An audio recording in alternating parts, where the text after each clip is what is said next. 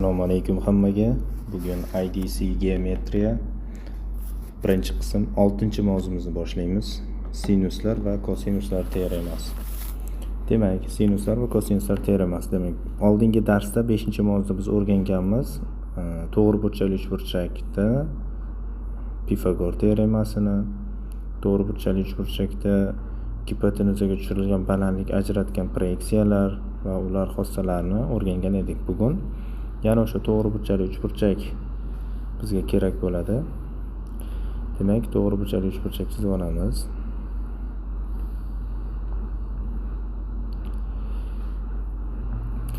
Demak, mana to'g'ri burchakli uchburchak chizib oldik. Endi bu to'g'ri burchakli uchburchakda A kateti, B kateti va gipotenuzasini belgilab olamiz.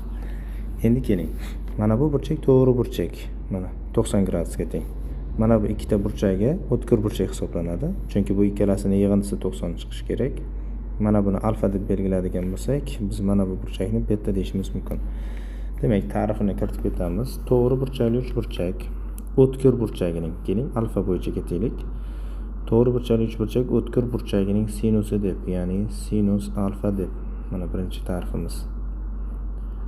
Shu burchak qarshisidagi katetning gipotenuzaga nisbatiga aytiladi. Ya'ni qarshida A turibdi, o'shani C ga nisbatiga aytiladi. Mana bu birinchi qoidamiz, ta'rifimiz.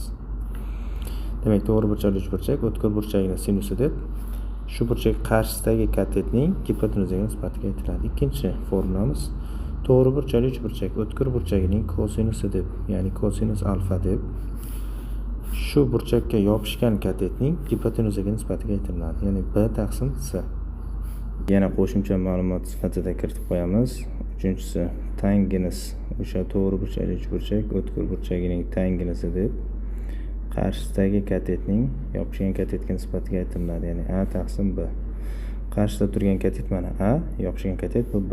To'rtinchisi shuni teskarisi katangens alfa, yopishgan katetning qarshisidagi katetga nisbati. Demak, bu ta'riflarni kiritib bo'ldik. 1, 2, 3, 4 ta ta'rif. Juda qiyin ta'riflar emas. Buni qoidasini har bir misolni ishlayotganda aytib ishlashni maslahat beraman, chunki esda qolishi kerak. Ana endi mavzuning ikkinchi qismiga o'tamiz. Sinuslar teoremasi. Demak, sinuslar teoremasi istalgan uchburchakda mana bu burchagi alfa bo'lsin va uning qarshisidagi tomoni A ga teng bo'lsin. Mana bu burchagi beta bo'lsin, uning qarshisida turgan tomoni B bo'lsin. Va hokazo C tomonni ham belgilasak bo'ladi. Hozircha shu o'zi bizga yetadi. E'tibor bering, mana shu A qarshisida alfa turibdi, B qarshisida burchak beta turibdi. Sinuslar teoremasi. Demak, sinuslar teoremasida nima qilishimiz kerak? Sinuslar teoremasida A ning sinus alfaga nisbati, ya'ni o'zining qarshisidagi burchagining sinusiga nisbati B ning sinus betaga nisbatiga teng deyiladi. Mana shu nisbat sinuslar teoremasi deyiladi. Demak, bu sinuslar teoremasi bo'ldi.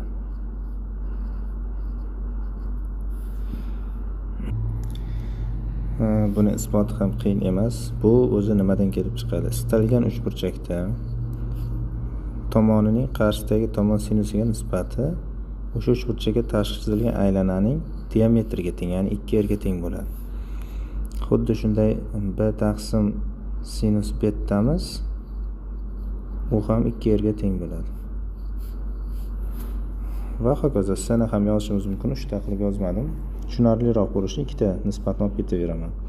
Shunda bu ham o'sha aylananing diametri, bu ham o'sha aylananing diametri.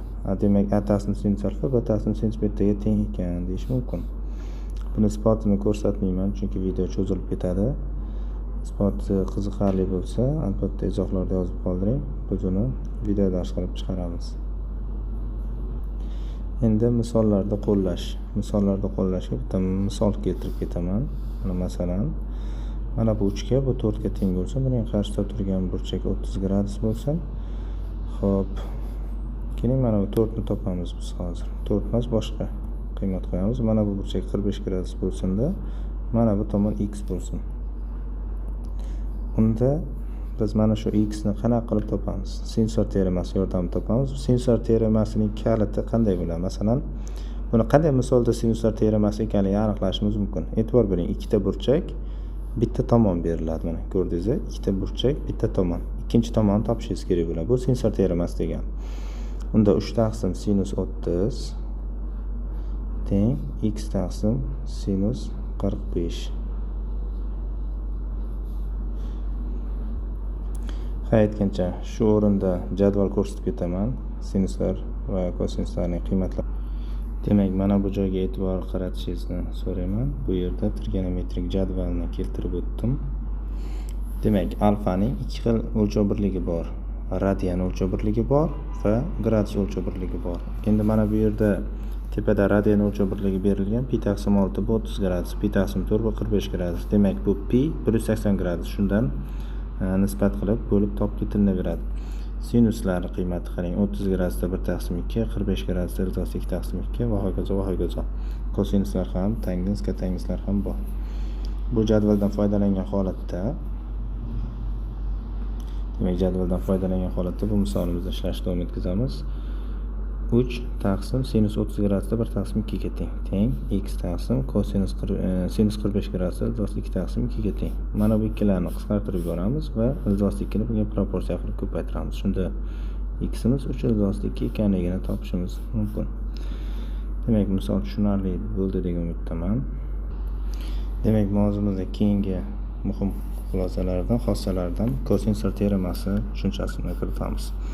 Demak, biz bildik, to'g'ri burchakli uchburchakda, to'g'ri burchakli uchburchakda Pifagor teoremasi bor ekan. Ya'ni katetlari ABC bo'lsa, AB va gipotenuzasi bo'lsa, a kvadrat plus b kvadratimiz c kvadratga teng ekan. Bu faqat to'g'ri burchakli uchburchakdami degan savol berilishi mumkin. Yo'q, bu istalgan uchburchak uchun bunaqangi formula bor va u kosinuslar teoremasi deyiladi. Bizda bu burchak 90 gradus bo'lishi kerak emas. Unda qanday bo'ladi? Demak, formulani kiritamiz. Bitta uchburchak olamiz, istalgan uchburchak. Bu yerda bu a bo'lsin, bu b bo'lsin, mana bu burchak alfa bo'lsin. Endi 3-tomon c. E'tibor bering, alfani 90 gradus deb belgilamadik. Lekin biz o'sha c kvadratni mana bu formula bilan topsak bo'ladi. A kvadrat plus b kvadrat minus 2ab kosinus alfa. E'tibor bering, ko'rinishi Pifagor teoremasiga o'xshaydi, lekin uni umumiy ko'rinishi hisoblanadi. Ya'ni Pifagor teorema bu teoremaning xususiy holi sifatida qaralishi mumkin. Ya'ni bu yerda kosinus alfaning qiymati 90 gradusda 0 ga teng bo'lganligi uchun mana bu yerdagi Pifagor teoremasi kelib chiqadi desak bo'ladi. Demak, istalgan uchburchakda ikkita tomon va ular orasidagi burchak berilib, 3-tomonni so'ralsa, mana shu formula yordamida, ya'ni kosinuslar teoremasi yordamida ishlab olishimiz mumkin ekan. Yana mavzuga doir muhim formulalardan birini aytib ketaman. Demak, muhim xossamiz shunday iboratki, to'g'ri burchakli uchburchak berilgan bo'lsa, bu mavzu juda ham ko'p kerak bo'ladi. Mana gipotenuzaga balandlik tushirilgan. O'sha balandlikni hc deylik. Qaysidir mana bu to'g'ri burchakli uchburchak bitta burchagini 15 gradus yoki 75 gradus ekanligini bilib qolsak, gipotenuza mana shu o'ziga tushgan balandlikdan 4 marta katta bo'ladi, ya'ni 4hc. Bu juda ham kerakli formula, juda ham qo'l keladi. Bitta misol ko'rsatib ketaman. Masalan, bizga mana bu to'g'ri burchakli uchburchak berilgan bo'lsin. Mana burchagini 15 gradus deb berib qo'ysin. Farqi yo'q. Bu burchagini aytmasa ham topib olamiz, chunki 75 chiqishi aniq. Ikkalasi 90 chiqishi kerak chunki. Gipotenuzaga balandlik tushiramiz. O'sha balandlik 3 ga teng bo'lsa, gipotenuzani toping deyish mumkin. O'z-o'zidan u 12 ga teng bo'ladi. Chunki 3 ni 4 ga ko'paytirib qo'yasiz, tamom. Bu juda ham qulay va juda ham oson. Ko'p ishlatiladigan formula bo'lganligi uchun aytib ketdim. Demak, shuning bilan bugungi nazariy qismimiz tugadi. Endi amaliy qismiga o'tishimiz